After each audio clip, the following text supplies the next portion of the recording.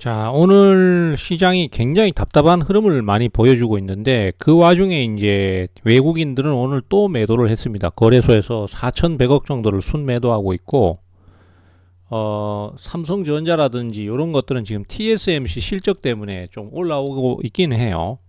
그래서 수급이 조금 변하긴 할 것 같은데 대신에 뭐 자동차 쪽이나 이런 쪽을 또 많이 팔았습니다. 뭐 일단은 대형주는 우리가 지금 삼성전자를 직접 거래하고 있는 건 아니기 때문에 뭐 그 정도로 얘기를 드리고, 그리고 지금 시장에서 그나마 움직임이 활발한 게 바이오 쪽이에요. 근데 바이오도 사실 이전부터 제가 주도주다라는 얘기를 많이 드렸었는데 그 주도주의 흐름이 어디로 넘어갔냐 하면은 비만 치료제.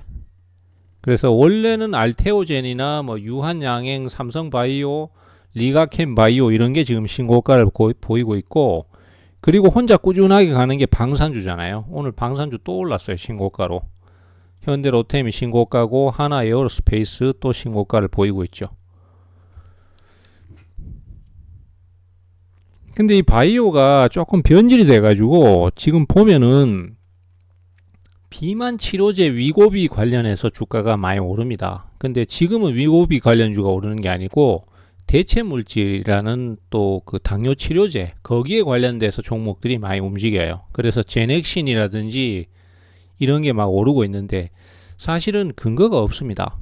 뭐 근거가 있다면 있을 수는 있죠. 이렇게 갖다 붙이면 되는데 코로나 치료제 때도 뭐 기존에 생산된 의약품 가지고 거기서 뭐 이게 치료 효과가 있다 해서 막 주가를 띄웠잖아요. 근데 그 결론은 뭐냐면은 나중에 그 거품이 빠지면서 주가가 급락을 해버렸다는 거예요. 그러면 이제 투자자들은 이렇게 생각하거든요. 나만 아니면 돼. 내가 팔 때 하락하지만 않으면 돼. 이런 생각을 하는 게 일반적인데 사실 개인 투자자가 못 빠져나올 만큼 빠르게 빼버리기 때문에 그래서 물리는 거거든요. 그래서 이 부분에 대한 주의는 좀 필요할 것 같습니다. 그래서 지금은 위고비 관련주 중에서 상대적으로 주가가 못 오른 SLS 바이오를 다시 매수를 하고 있는데 이 종목은 위고비의 품질 관리를 맡았습니다. 근데 왜 주가가 이렇게 많이 못 오르냐 하면은 사실 이 회사는 그 재무제표가 좋아요. 바이오 주식들이 대부분 다 적자를 보고 있는데 이 회사는 수익도 내고 흑자도 내고 있습니다. 그러다 보니까 개인 투자자들이 오히려 선호하는 경향이 좀 있습니다. 그러니까 개인들이 너무 몰려가지고 오히려 주가가 못 올라가고 있는 건지도 모르겠습니다.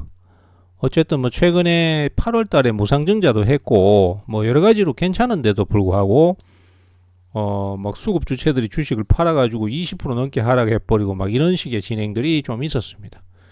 그리고 얼마 전에 이제 주가가 또 며칠 전에 강하게 올랐는데 그 요날 제가 매수를 사인을 드렸어요. 근데 이게 가격이 워낙 스치듯이 지나가 버려서 못 사신 분도 있는데 제가 그런 말씀 드렸었잖아요. 못 사셨더라도 올라갈 때 여기서 매도를 활용을 하셔라.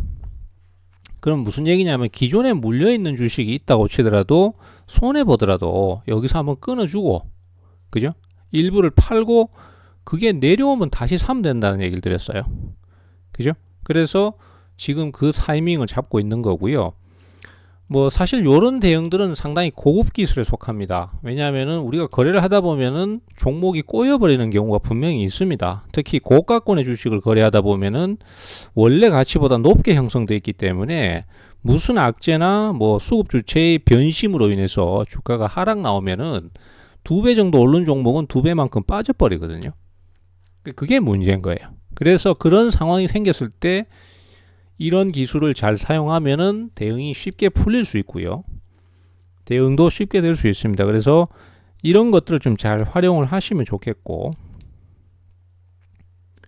그 다음에 우리 투자자들께서 지금 노리셔야 되는 게 이제 저는 그렇게 생각을 해요. 바이오를 너무 무리하게 추격 매수를 하는 것보다는 기존에 어떤 이슈가 있거나 확실한 내용이 있는 종목들로만 대응을 하시는 게 좋고, 바이오는. 그리고 대신에 그동안 하락이 많이 나온 2차전지 쪽, 이쪽을 한번 노려보시라. 다만 이쪽은 매수가 아직 활발하지가 않습니다. 그래서 기다림이 필요해요. 그 기다림이라는 게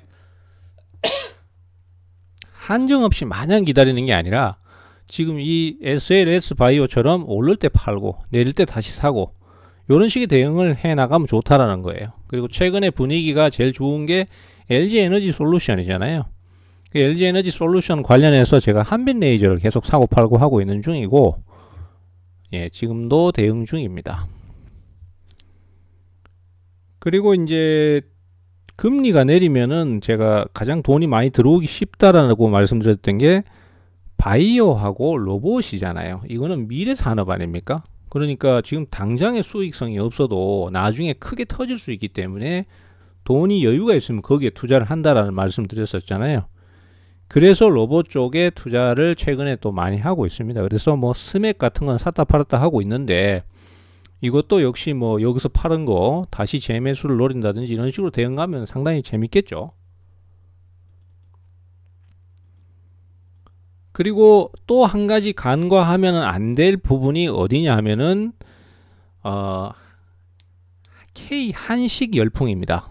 K푸드라는 이름을 요새 붙이고 있는데, 저는 솔직히 개인적으로는 이 K라는 이름을 좀 안 붙였으면 좋겠어요. 옛날에 K라는 게 사실 뭐 사실인지 아닌지는 모르겠는데, 예전에 일제시대 때 재팬이 J잖아요.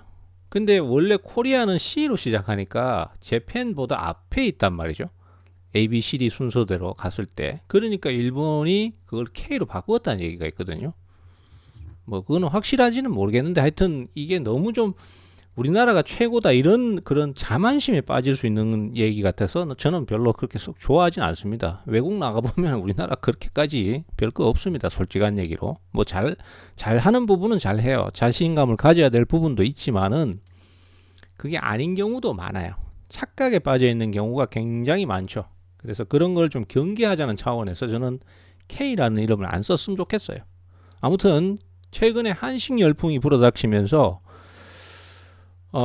삼양식품이라든지 뭐 김 관련주들도 많이 올랐습니다. 그런데 요번에 넷플릭스에서 흑백 요리사, 예, 그게 나오면서 거기에 관련된 그 한식 열풍이 또 불어닥쳐요. 그래서 이 MSC라는 종목이 이제 그 각종 소스나 이런 것들을 만들고 있기 때문에 관련주로 지금 주가가 움직임이 나옵니다. 근데 이거는 바닥권이라서 대응하기가 수월합니다. 대신에 이제 이런 바닥권 주식들의 단점은 뭐냐면은 기다림이 필요할 수 있어요.